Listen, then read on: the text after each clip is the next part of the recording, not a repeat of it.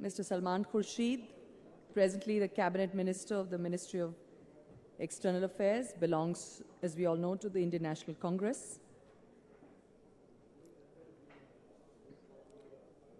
Joining him, Mr. Chengappa and Sunil ji.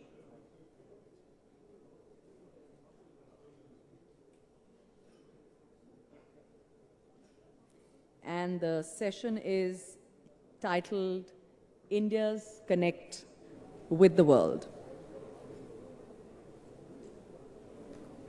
Friends, Mr. Khurshid is a lawyer, a writer, and has been elected from Farrukhabad Lok Sabha constituency in the general election of 2009. He belongs to the Farrukhabad area. Prior to this, he was elected to the 10th Lok Sabha from the Farrukhabad Lok Sabha constituency and became the Union Deputy Minister of Commerce in June 1991, later to become the Union Minister of State for External Affairs. Elected Global Leader of Tomorrow by the World Economic Forum and was leader of the Indian delegation to the UNHRC, Geneva in 1995. Educated at St. Stephen's College and St. Edmund Hall, Oxford University in the UK, he has also taught as a lecturer in law at the Trinity College, Oxford. And Mr. Chengappa, Editor-in-Chief, Tribune. Mr. Chengappa is an award-winning journalist of 33 years standing. Prior to joining the Tribune, he was managing editor of India Today, and he has written and anchored over 150 path-breaking cover stories for India Today on a range of subjects. He covered the 2008-9 Sri Lankan Civil War and the 2003 Iraq War and the 2001 Afghanistan War, as well as the 1999 Kargil War. He's the author of the best-selling novel on India's nuclear weapons titled Weapons of Peace, The Secret Story of India's Quest to be a Nuclear Power. So it's over to Sunil ji to take over this session, please. Thank you. And thank you, Salman, for coming in. Requested Raj to actually moderate this session. So I shall leave this to Raj to manage this session. It would be interesting for us to hear in today's world, both with the economics being the way it is and the politics being the way it is, and I'm talking geopolitics now, would you see a dramatic shift in geopolitics in 5 years' time or in 10 years' time when the US becomes surplus in its own oil production through shale gas, and in the Middle East, and what would then happen to West Asia and the Middle East in the larger scheme of things? Now, I'll stop at that and I'll leave the rest of it to Raj to handle. You want to start with that question itself, Salman, or you want to get to the more sexy questions like Pakistan? No, I'll answer that. I think all the questions of this nature are to be answered in terms of what our understanding of India's foreign policy is. People have some very weird ideas about what India's foreign policy is or should be. Some of them think that we should have a huge navy which should intervene whenever somebody disagrees with us anywhere in the world. We should intervene there. If somebody plays truant or disagreed with us somewhere near our borders, we should immediately march in and reorder their society and tell them what to do. Now, I think this is it's myopic to the extent of being almost blind to what real politics is, what the practical situation in the world is, and what both our limitations as well as our ideological positions are. We have to influence the world in order to achieve objectives that are both objectives of aspiration for the kind of world we want to live in, but specifically also to be able to achieve objectives for fulfilling our domestic aspirations as a people, as a society, what kind of life we want to give to our people, what are the important dimensions of our national life and our aspirations, and how do we achieve them in terms of our interaction with the world. I think that's what foreign policy is really about. It's not about flexing muscle and telling the world what a big boy you are and how tough you can be. That's not what foreign policy really is or should be, and certainly not India's foreign policy. Now, I think if you keep this perspective in mind, clearly the issue of energy dependence, as far as the US was concerned, seen from their point of view, required keeping a particular order in the globe that served their purpose, which was energy security. Now, when the energy security dimension is satisfied by their own supply source, and they don't have to either suffer uncertainty about availability of energy or the concern that energy sources will dry up if they don't conserve them for the future, when they are freed of that problem, hopefully and inevitably, they would have less reason to interfere and intervene in the rest of the world. United States of America, surely, I think those who understand and have read American foreign policy would know that the US has not necessarily always interfered because they're unhappy with the democratic deficit in a society. They've largely interfered, if you read Kissinger and their top writers, because they believe that their national interest has to be served.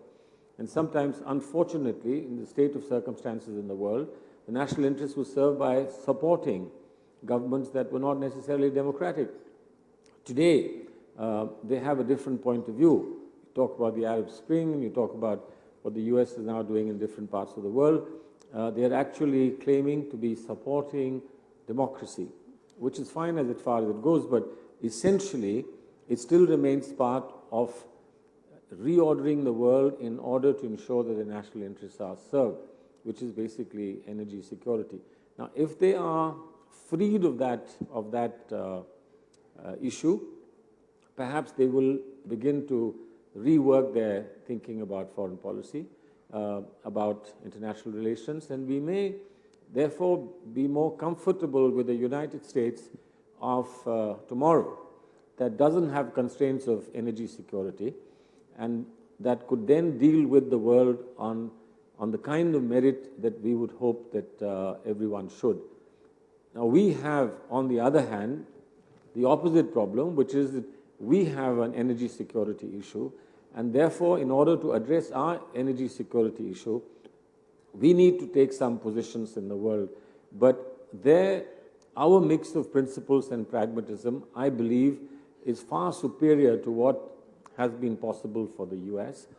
And that's probably cost us something, but up till now, we've managed with a very reasonable, sensible mix of principle and pragmatism.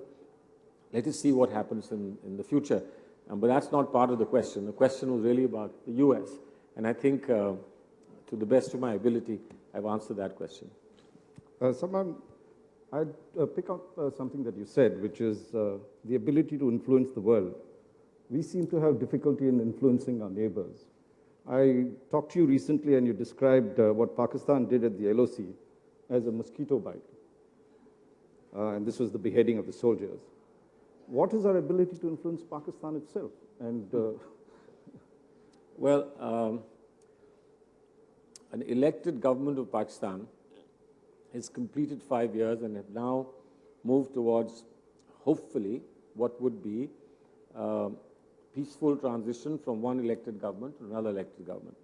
And I think that's a big thing that's happened in Pakistan, not because we have any influence, but because they are moving in a direction which we hope will take them to where our Prime Minister's words will be more meaningful, that democracies don't fight each other. And it's a welcome thing to be living in the company of democracies rather than of military dictatorships. But we wish them well as far as that's concerned. But not being able to influence Pakistan is an interesting question you ask me. I'm not even sure that the Pakistan government is able to influence Pakistan adequately. Because Pakistan is a very complex society.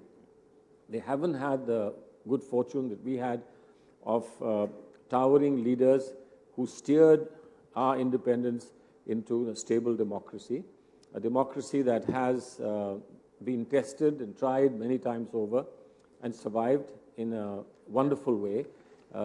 Pakistan didn't have the good fortune for its leaders to be able to steer it through to a stable democracy. And every time one saw the emergence of a leader who could be charismatically steering Pakistan towards democracy, an unfortunate incident took that leader away. So in that sense, Pakistan has never had that opportunity. It's a complex of power equations where the army with the ISI obviously plays a very, very major role.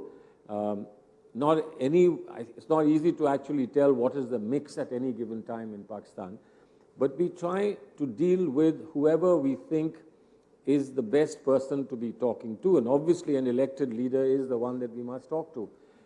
But to think that the elected leader of Pakistan has the extent of freedom to be able to satisfy us in our aspirations would be too much of an idealist position to be taking. We have a list, for instance, a wish list with Pakistan, on which they haven't delivered. Mumbai. I think that's the point, that most people are concerned, is that they get the feeling that your government has let Pakistan off the hook. It hasn't delivered on these various things, whether it's on the Bombay blast, those who are guilty of it, on other issues, okay, beheading, the recent thing on the LOC. I take your point, except that I will add a cavil to your saying your government. A series of governments have been responsible, not necessarily governments headed by the Congress party or UPA governments. Series of governments in this country have been responsible for relations with Pakistan. And outstanding issues that today continue to concern us and the country are issues that have been there right through those governments. So I don't think it lies in anybody's mouth to say, you've not solved this, because half the people who are saying this are the very people who didn't solve it during their own time. I'm not saying that because they didn't solve it, we shouldn't. But I think we should understand the complexity of the situation in Pakistan. You know that the United States of America has the best of relations with Pakistan. Pakistan has been heavily dependent on their political support, on their economic support, on their military support. But it wasn't possible for the United States of America to even tell Pakistan, we are sending our troops in to pick up somebody that we don't like. It had to be done in a clandestine operation. And you know that their relationship soured because, justified as the Americans may have thought, picking up bin Laden was when their troops went in, Pakistan obviously, whatever their explanation may be for not having exposed bin Laden, they certainly felt that their sovereignty had been violated. No, I think the question being asked is, why doesn't India take punitive action against Pakistan? Like what? Whether it's breaking of relations when they do the things they do. Well, we've broken off relations. Instead, we seem to talk of trade, since this is partly to deal with economics. They have not delivered on things like most favored nation. We seem to be very soft on all these issues. No, not at all. I think you must be very, very clear. I think one big mistake people who are semi-tutored in foreign policy make is that they assume that our relations are for the benefit of the other country. I think that's one myth that you have to get rid of. Our relations, be it with the United States of America, Russia, ASEAN, Africa, East Europe, West Europe, European Union, the Pacific Islands, to assume that all our relationships are an altruistic offer of charity to those countries, I think is an absurd idea of foreign policy. These are all mutually beneficial relationships, sometimes more on one side, sometimes more on the other side. But even with Pakistan, to think that whatever we are doing with them is for their benefit, I think is a very short-sighted view of our relationship. MFN and trade with Pakistan is enormously important for India, enormously important for India. They will deliver on MFN, and I think it will be unreasonable to expect, while they don't have a regular government, for them to be able to deliver now. I hope, and I'm very confident that they will. They've certainly assured us that once the government is formed again, that they will deliver on MFN. There is a strong, growing constituency for trade, for peace, for better relations with India in Pakistan, and I think that it stands to our benefit that we nurture that constituency, that we feed that constituency and not starve it and not... Then what did the Prime Minister mean? Raj, just for your Yes, information, yes. They actually have moved forward on two counts. One is they did create that negative list instead of the positive list of export from India. And they also have now set up an India-Pak Business Leaders Forum, which was mandated only a week before the government handed over to the interim government, interim charge for the election. So in that sense, they have moved forward. No, Sunil, But I agree with you that they we probably need to have push it. taken the baby steps towards that, but I'm coming to a problem that, which I'd asked earlier, which is when we say punitive, our own Prime Minister has said that it cannot be business as usual with Pakistan. Yep. After what they've done. What do you mean by business as unusual? What is it that you'd like to do and take the measures that we should be taking against Pakistan? See, if this is something a businessman can explain. Business, not as usual, is not business closed. You don't down shutters when you say business. You know, you might slow down, you may not advertise as much, you may not give the discounts that you offer, you may not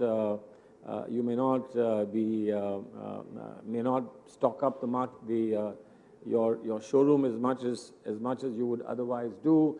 You may not have Diwali bonanza. You can do a lot of things to say it's not going to be business as usual. But it's a completely different to say that we're going to down shutters and we'll close business. With Pakistan? Are we referring With anybody, specifically? with anybody. We didn't close business with Pakistan, but we said that we will show our displeasure. It was important that this country felt aggrieved, it felt distressed, and it was important for the political representatives of this country to show that displeasure to Pakistan. And I think that message did go home. But you don't do it by insulting people. You don't do it by behaving badly. You do it by in a very sensible, very professional, and a very clear manner. You say, well, we will draw red lines. And some of these lines were not drawn by the government. They were lines that were drawn by voluntary organizations. They were drawn by cultural organizations, by sports organizations. But interestingly, the media didn't draw any red lines. You didn't stop interviewing anybody from Pakistan. You didn't stop inviting anybody from Pakistan. You didn't stop going to Pakistan. You didn't stop writing stories from Pakistan. So you didn't draw lines, and we didn't complain about it either, because you presumably think that media is not business. So it's media as usual, but not business as usual. Coming to another subject, our other favorite neighbor, China. And if you look, they've got a new leadership in place right now. But one of the issues that bother us, our core concern, if you would call it, is the trade imbalance we have with China. It's been adverse for a while. And what have you all done? The Prime Minister met Xi Jinping recently, the new president. Did he take it up with the kind of seriousness it should have been? And what do we need to do with China on this regard? Well, I think that, there are many countries that we have trade imbalances with, but in our favor. With China, we have a trade imbalance which is not in our favor. Now, it's not something that you can turn around overnight. This is something that you have to work very assiduously, and you have to work step by step to ensure that trade gets balanced. It's important that trade be balanced. And wherever it is difficult to reverse that imbalance cycle quickly, one way to set off against that is to get greater investment coming in from that country. And I think that's what is the combination that we have worked with China. We do bring this issue up every time we have meetings with China at any level.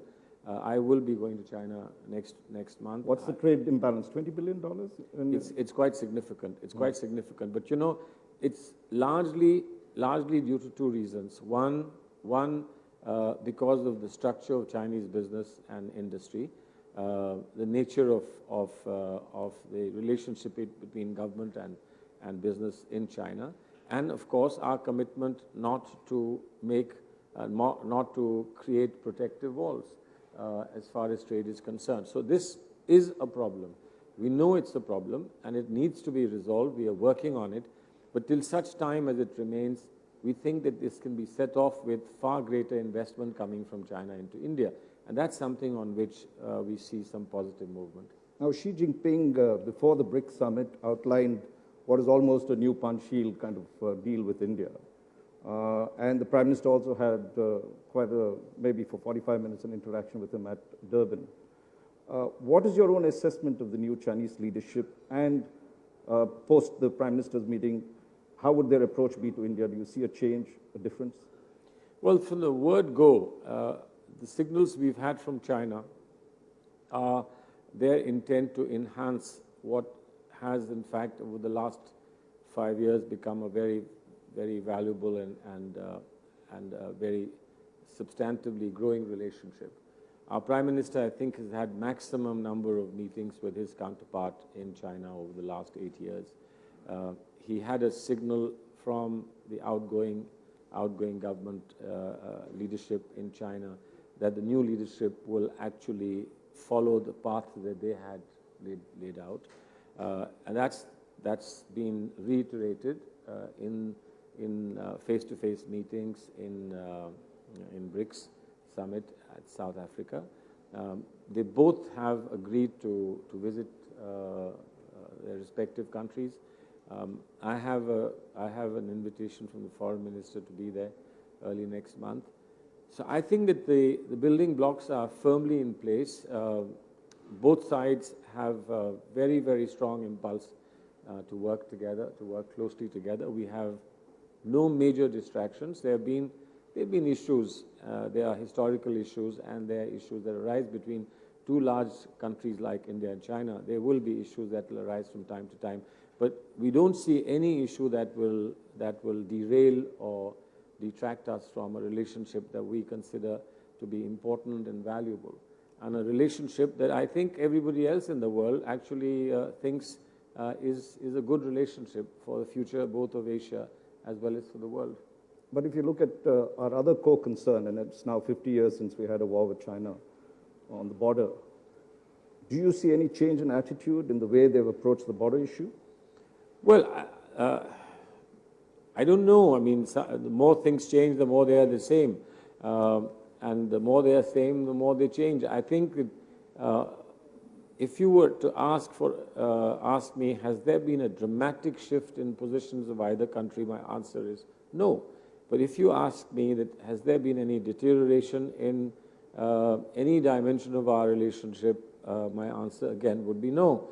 And if you then ask me the pinpoint exactly what movement forward there has been, I could give you 2 or 3 good steps. One is that the special representatives' regular meetings are taking us forward steadily, slowly, but meaningfully.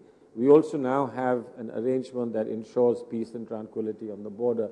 So I think starting from where we did start off and having reached where we have, it's a commendable movement forward. We think that this is a significant dimension of positive relationship between our two countries. And I think that this is not just about governments alone, but amongst people as well. Generally see what happened when the anniversary of the war came. Look at the manner in which ordinary people in India reacted, and look at how people in China reacted. I think we have largely, if not entirely, overcome all suspicions, reservations that people to people we had. And I think this is now the time for a major thrust for greater people-to-people contact between our two countries. There is so much that together we can offer to ourselves and to the world. And I think that if we miss this opportunity, we would be greatly unfair to ourselves and to succeeding generations. Moving closer, to Sri Lanka, and that's been a subject of controversy recently. India's policy has always been to deal with its neighbors bilaterally. But there seems to be in the past year a departure to that. In some senses, we've gone to a multilateral fora like the United Nations on the human rights issue. Is this a sign of our declining clout, that we can't deal with a neighbor like Lanka in the terms we would have, for instance, in the 80s as we did? The world's changing. And I think it would be, it would really be very short-sighted for us to be dogmatic and say, well, we defined something 50 years ago and we will not change. Of course, if something is a valuable principle, then you don't get that principle knocked around easily, and it's not a very sensible thing to do. And we still are wedded to the principles that are, I believe, the cornerstone of our foreign policy, which is the reason why we walked the tightrope very carefully in the UN resolution. There are a lot of people who are disappointed that we didn't do enough. There are a lot of people who are aggrieved that we went too far. Now, it can't be that we were wrong for everybody. We should have been right for someone. I think that we did a commendable job. We made a point that we share a concern, not just of the world, but particularly of our own people in Tamil Nadu. And I think we owe it to our people in Tamil Nadu, including my colleagues in government.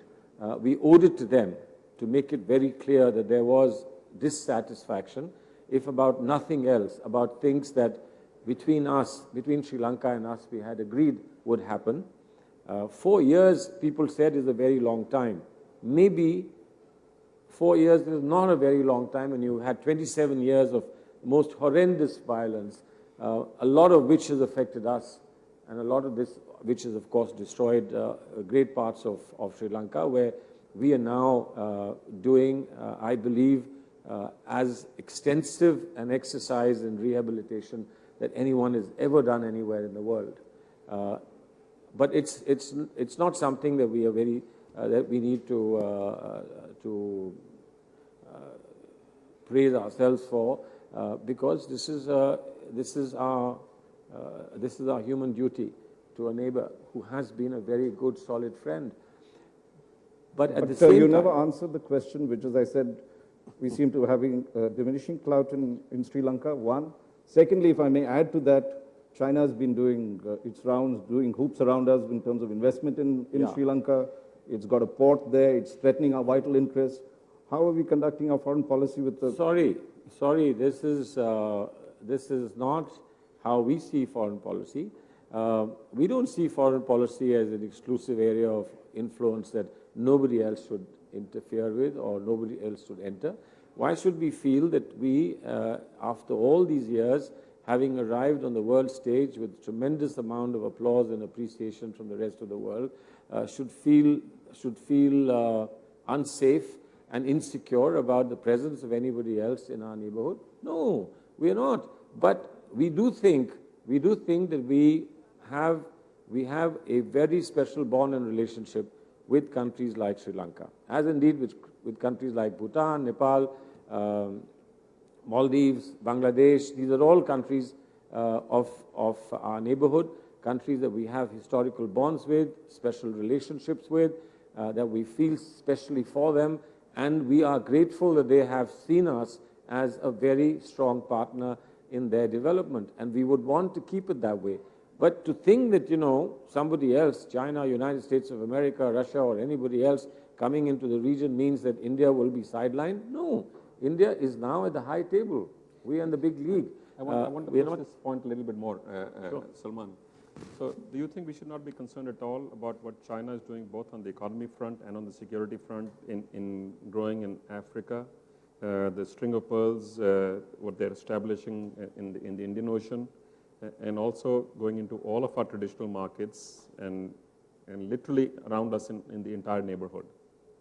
Do you think we should not be concerned at all? Well, concern is a word that's easily misinterpreted in the media. Concern is read as equivalent to distress. Concern is to take that on board as one of the factors that you need to keep in mind when you plan what you want to do. Concern to that extent, yes. Concern because you think panic buttons need to be pressed, or you need to scream and shout and begin to cry. No, we have confidence. Why should I worry? Why should I worry that in Africa, China is going to start selling motorcycles? Why should I worry? Because I have you. Why should I worry? And I say my motorcycles are better than your motorcycles. Bring them in. And believe you me, you would have noticed this in Africa as well. They have more money than we have. They come in much larger numbers than we do. They have much, and I admit this, they have much closer collaboration between government and industry than perhaps we have, for various reasons. But at the end of the day, I do believe that even in Africa, where you say that the major competition between India and China, to China's advantage, may be seen, there are clear indications that India's delivery brings about far greater satisfaction than China's delivery does. So we have an advantage. We also have certain advantages in terms of soft diplomacy that we can use more effectively, and I think we need to. Perhaps soft diplomacy, cultural diplomacy is an area in which government now needs to shed its monopoly, join hands with you, to do much more together in a collaborative process than we have done in the past as far as soft cultural diplomacy is concerned. We will rework some of our strategies. We need to rework some of our strategies. But I think that we should not give a sense to anybody that India is scared of competition. This is the world of markets in which India should happily take on competition and show that we are good at it, and that we will ultimately stand our ground and ensure that our flag flies high. Salman, before I open it out to the audience for a few questions, I think we're running out of time. But recently, the dealings with Italy, you all seem to have succeeded to bring the Marines back. Now, what was the reason? Was it finally our business clout that made the difference, or was it the genetic link of the chairperson of the UPA that made the difference?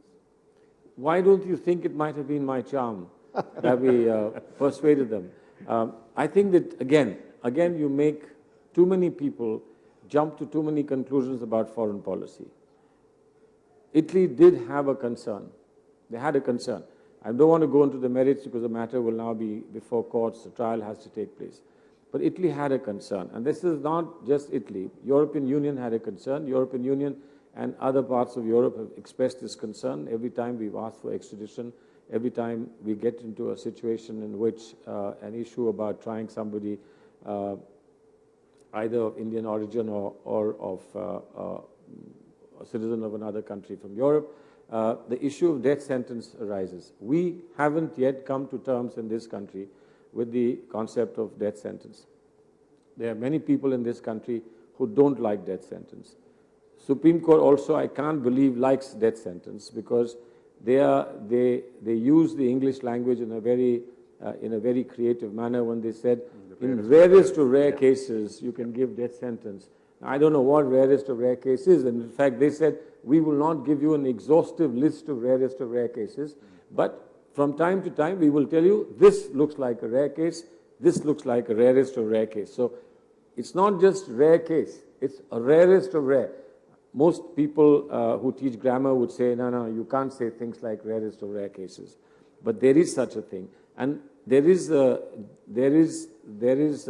whole volume of decisions that have given guidance to what is the rarest of rare case, when can you give death sentence and when you can't give death sentence. In many areas, death sentence can't be given. But in Europe, you know, it's considered to be a human rights violation.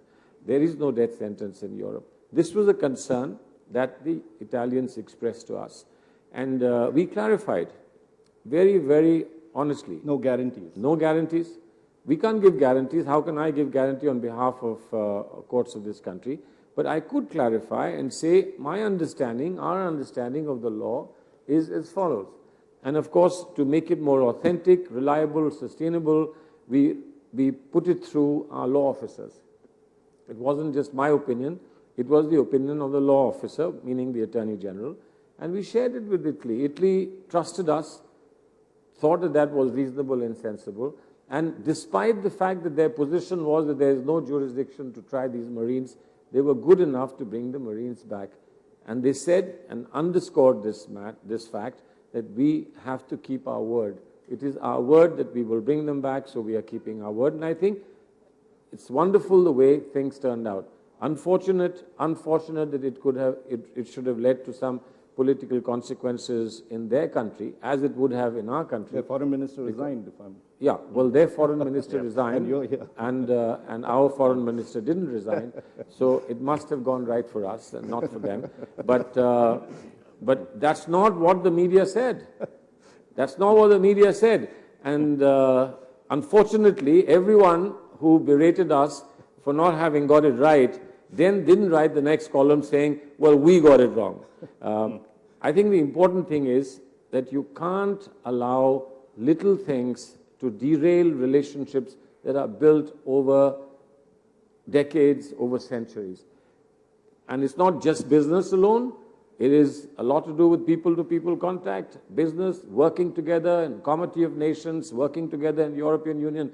We are negotiating with European Union a free trade agreement, the broad-based agreement on trade and investment. Now, when you're negotiating something like that with European Union, you don't want to tell European Union that we are going to do things to you that you don't like. So if it's possible, if diplomacy allows you, without violating your principles and your national interest, to achieve something that brings two countries together, is that better, or is it better to be fighting and be known as somebody who can't get along with anybody in the world? No, a quick side question. The investigation has now been handed over to the NIA. Was this part of the agreement in some ways? No, not. Or are the Italians happy or unhappy with this? No, I don't know whether they're happy or unhappy. I think Italians have only said repeatedly one thing to me, which is we just hope and expect that there will be an expeditious trial. And I don't think anybody can argue with that. There should be an expeditious trial. It's an unusual situation. It's not an ordinary criminal situation. It's an unusual situation. An early trial would be reasonable, sensible. Supreme Court has ordered an early trial and said a special court should be set up. I think the complications have come from the fact that Supreme Court said Kerala does not have jurisdiction. In fact, said no state has jurisdiction. This is something in which the central government has jurisdiction. And if central government has jurisdiction, the trial will have to take place under a court constituted by the central government under the directions of the Supreme Court. And so for a court constituted by central government, who does the investigation? Kerala government, Delhi government, UP government, who would? So I think for that reason it was given to the NIA. But NIA also has a restricted ambit and jurisdiction. So it'll all have to be worked out by lawyers on both sides. The only thing is, as I said, we respect their demand that there should be an expeditious trial. Since it will be a special court and this will be the only case before that special court, hopefully we would be able to satisfy at least this expectation. Whatever be the final verdict of the court, of course they will accept it and we will accept it. But I think it's fair that we should give them an expeditious trial. Sunil is signaling to me, but before I get a quick question from the audience, I must ask you the Afghan question, because this is one area where we can praise the Ministry of External Affairs and the Indian government of having conducted itself well in terms of our diplomacy with Afghanistan, much to the anguish of Pakistan. 2014, the Americans and the NATO troops are to withdraw. Would India's role change in any way? What are our concerns in Afghanistan? Well, I will admit that we are all a bit perplexed. We don't know the roadmap beyond 2014. We are not even sure of the road as it leads on to 2014. We are doing a lot of engagement with the people of Afghanistan and with the government. We have a major investment in the pipeline. We are helping them with development projects at every district level. We are nearing the completion of their parliament building, of the Salman Dam, also major roads and power grids. We have done extensive engagement with them, and we wouldn't want all that to go to naught. But a little bit early for me to be able to say to you that we know the road ahead. But we are watching it very closely. We are in touch with them. We would continue engaging with them to do capacity building, help them with their policing and training, and then collaborating with any other country which can work with us together on the ground in Afghanistan. But there are concerns about the road ahead. Too early for me to predict anything, but I hope that everything will finally turn out to be good for Afghanistan. Sunil, we run out of time, or can we have one question from the audience? Just one. One question. Okay, there. Since he quick on the draw. Yes. So I'm a former staff of the Asian Development Bank, and there was this new proposal for the BRICS Development Bank. Could you let us know what the status is? You had this meeting in South Africa. Is India going to participate or not, and why? Well, it's I think it's this is all in infancy. BRICS itself is in infancy. We've just done one round of the four of the members, South Africa being the last one. There's still contours. There are some fundamental ideas of BRICS which are very clear, but contours are still taking shape, and the bank is one part of those contours. I think all we've agreed, as far as the bank is concerned, is the basic idea of the bank.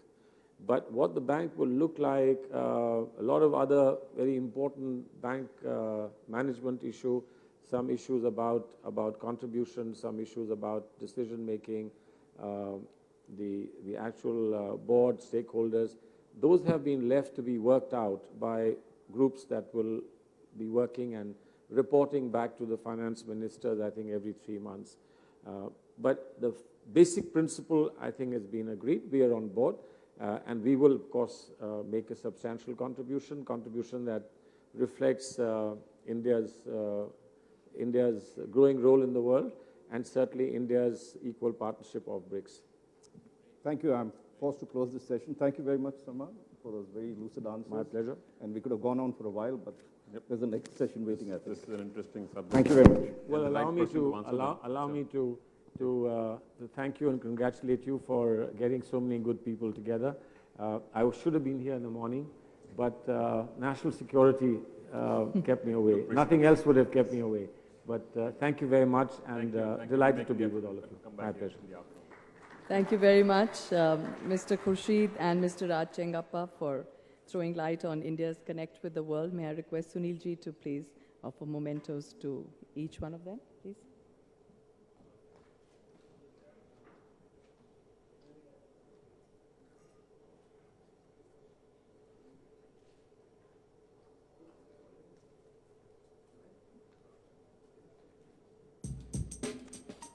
Let's put our hands together once more for Mr. Salman Khurshid and Mr. Raj Chengappa for being here. Thank you.